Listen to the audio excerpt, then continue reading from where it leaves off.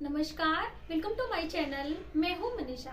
दोस्तों, आज की वीडियो में हम जानेंगे नवरात्रि के 7वें दिन माता कालरात्रि की पूजा हमें कैसे करनी चाहिए। कालरात्रि की पूजा में हमें किस तरह का भोग अर्पित करना चाहिए, माता की प्रसन्नता के लिए किस रंग के पुष्प इस्तेमाल करना चाहिए, और मान लीजिए आप वस्त्र माँ को अर्पित करते हैं तो किन रंगों का प्रधानता होता है माँ कालरात्रि की पूजा में। साथ ही हम आपको मंत्रों की भी जानकारी देंगे और कथा भी हम जानेंगे कि माँ कालरात्रि का स्वरूप कैसा होता है और कौन सी कथा हमें सुननी चाहिए।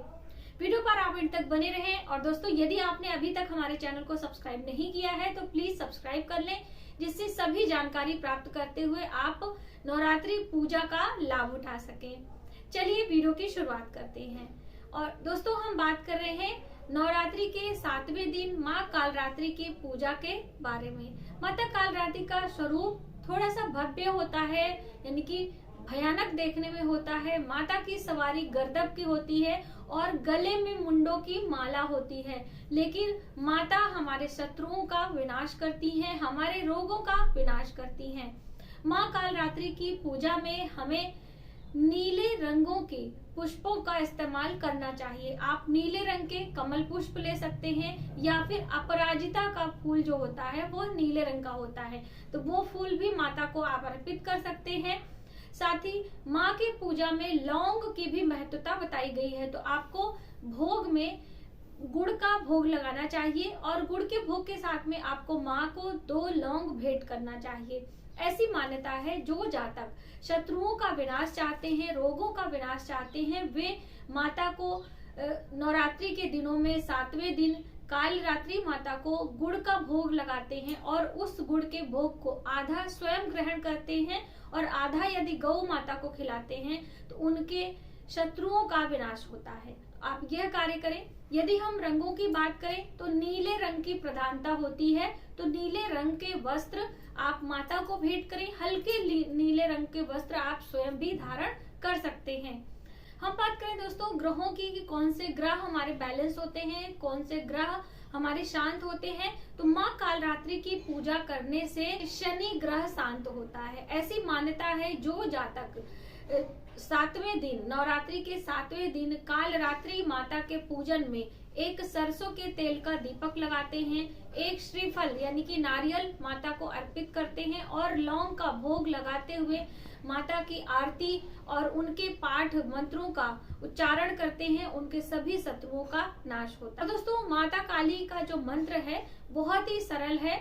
आप ओम ऐं क्रीं कालिकाय नमः इस मंत्र का जप आप कर सकते हैं, या फिर या देवी सर्वभूतेषु कालरात्रि शक्ति रूपेण संस्थिता नमस्तस्तै नमस्तस्तै नमस्तस्तै नमो नमः इस मंत्र से आप जप करें और माता कालरात्रि का आशीर्वाद प्राप्त करें। अब हम जानते हैं कि माता कालरात्रि की कथा क्या होती है, क्योंकि कथा भी सुनने का बहुत बड़ा विधान होता है। क्योंकि दोस्तों, कथा सुनने से हमारे पूजा का संपूर्ण फल हमें प्राप्त होता है। तो इस दिन माता कालरात्रि की कथा जरूर सुननी चाहिए। तो क्या है माँ कालरात्रि की कथा, आइए सुनते हैं। माता कालरात्रि की जय हो। माँ दुर्गा जी की 7वें शक्ति कालरात्रि के नाम से जानी जाती हैं। इनके शरीर का रंग घने अंधकार की तरह एकदम काला होता है। सिर के बाल बिखरे हुए हैं। गले में विद्युत की तरह चमकने वाली माला है, यानी मुंडों की माला इन्होंने धारण करी है। इनके 3 नेत्र हैं और ये तीनों नेत्र ब्रह्मांड की तरह गोल हैं।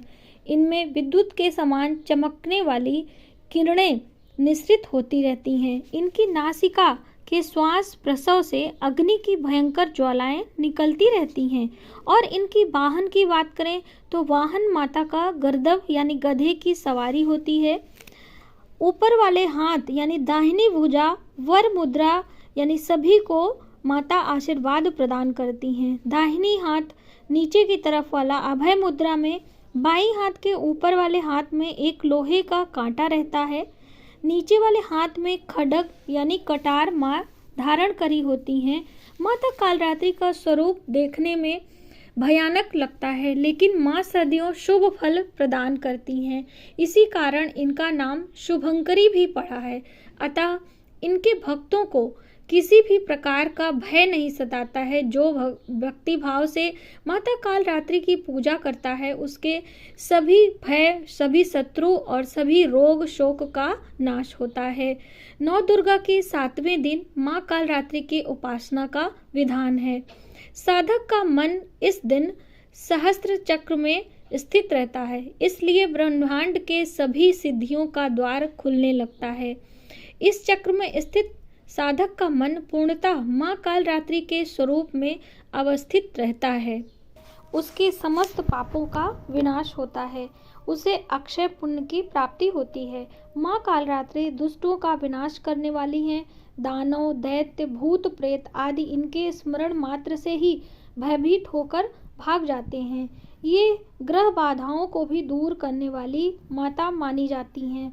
इनके उपासक को अग्नि भय, जल भय, जंतु भय, शत्रु भय, रात्रि भय आदि कभी नहीं होते हैं। इनकी कृपा से वह सर्वथा भय मुक्त हो जाता है।